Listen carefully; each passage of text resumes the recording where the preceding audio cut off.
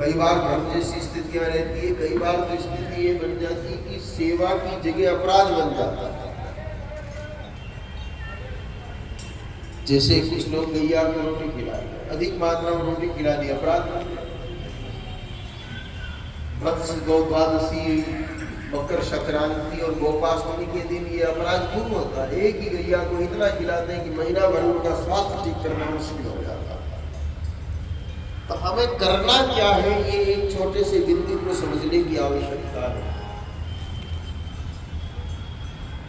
तो गौ की भक्ति करने का सबसे सरल रास्ता है कि गौ को उस तरीके से समझो जिस तरीके से माँ अपने छोटे दूध मुहे बच्चे को समझती है। क्योंकि गौ माता का जो अवतार है वो अर्चा अवतार है। भगवान अलग अलग रूप में अवतार है। गौ का ईश्वरीय अवतार अर्चा अवतार है। अर्चा अवतार में भगवान असहाय बताते हैं अपने आप को और भक्त की सहायता चाहते हैं। बोलो, मंदिर के अंदर जो मूर्ति होती है वो स्वयं भोजन करती है?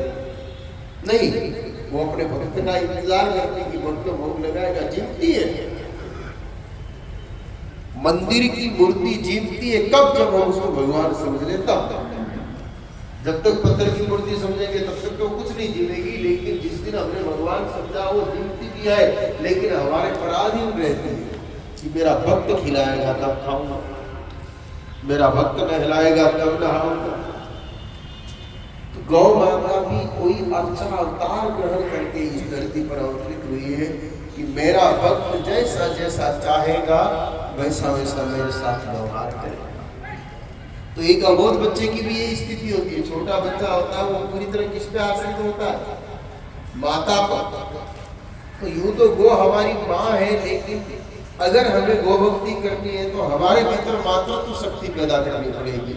हम गाय की माँ बन जाए थोड़ी देर के लिए जब सेवा का अवसर आए, और उन सारी बातों का ध्यान रखें जिन बातों का जन्मदात्री माँ अपने बच्चे के प्रति ध्यान रखे। बच्चा रात में सोता है शीतकाल में तो 10 बार कंबल फेंकता है। माताओं को इस चीज का खूब अनुभव होगा। रात बार के कंबल फेंकता है, माँ क्या करती है? रात में फिर ओढ़ती है।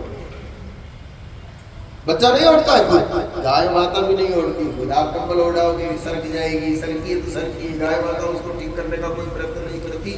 वहाँ जैसे एक माँ अपने बच्चे की कंबल को ठीक करती है, वैसे ही हमें अपनी गौ माता की कंबल को शीतकाल में खुद ठीक करना होगा। माँ अपने बच्चे को मच्छर से बचाती है। गैया को मच्छर से बचाने के लिए हमें विविध प्रयोग करने पड़े तो करने चाहिए, उनको सुख पहुंचे, प्रसन्नता पहुंचे।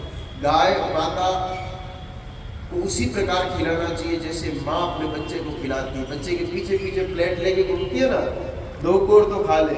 यहाँ तो गैया जब अम्मा करती है तो याद आता है भैया कुछ खिलाना है। नहीं, मनोहार कर करके खिलाने की आदत डालनी पड़ेगी।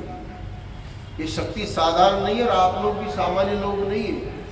हमारा चुनाव हुआ है तो हमें उस चुनाव के प्रति पूरा न्याय करना पड़ेगा। भगवान ने बीकानेर की 5-7 लाख पॉपुलेशन में से 200-250 आप भाई बहनों का चुनाव किया, तो हमें उस चुनाव के साथ पूरा न्याय करना होगा। नहीं तो waste of time, waste of money. इससे तो अच्छा घर पर टेलीविजन देख लें।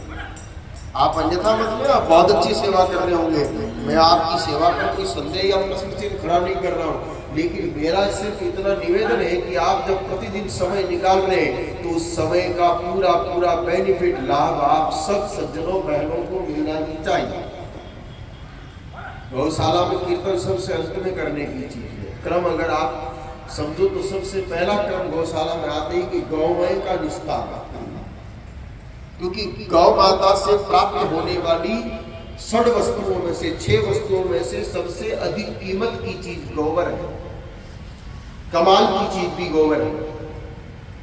गोबर में जितनी शक्ति है उतनी दूध दही घी अन्य पदार्थ, उससे कोई मैं कीमत घटा नहीं रहा हूँ। आपको ये नहीं कह रहा हूँ कि दूध दही घी इस्तेमाल मत करो, वो तो करो, लेकिन गाय माता जो हमें षड्द्रव्य प्रदान करती है उन षड्द्रव्यों में से सर्वाधिक कीमत की वस्तु जो है वो गोमय ही है, गोबर ही है।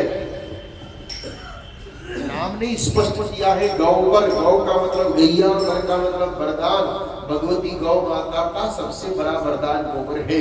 व्यक्ति की लकीरें जो होती है वो कर्मों के आधार पर खींची हुई होती है, लकीरें बदलती भी है।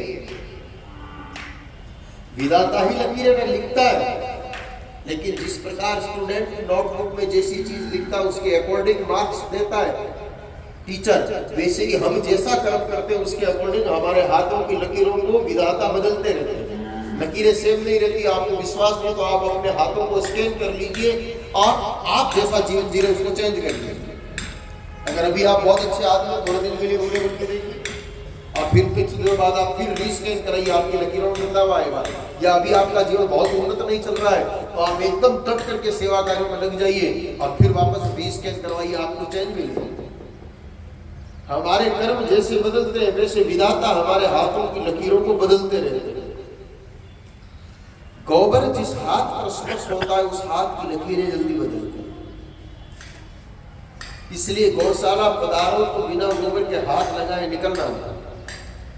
हमारे शरीर की क्षमता कम है तो 5 जगह से गोबर उठाओ, लेकिन गौशाला आने वाले प्रत्येक व्यक्ति को गोबर सेवा अवश्य करनी चाहिए। भगवान श्री कृष्ण के जीवन चरित्र को आप श्रीमद् भागवत महापुराण के माध्यम से भी समझोगे तो भगवान सर्वाधिक समय गौष्ठ में बिताते थे और गोबर सेवा ही सबसे अधिक करते थे। गोबर का स्पर्श जिस व्यक्ति के हाथ पर, सिर पर, शरीर पर प्रतिदिन होता है उस व्यक्ति के शरीर में नेगेटिव एनर्जी की एंट्री नहीं हो सकती। इस संसार में सर्वाधिक पॉजिटिव एनर्जी का कोई दिव्य स्थान है तो गाय माता का गोबर है। आप सरलता से समझे।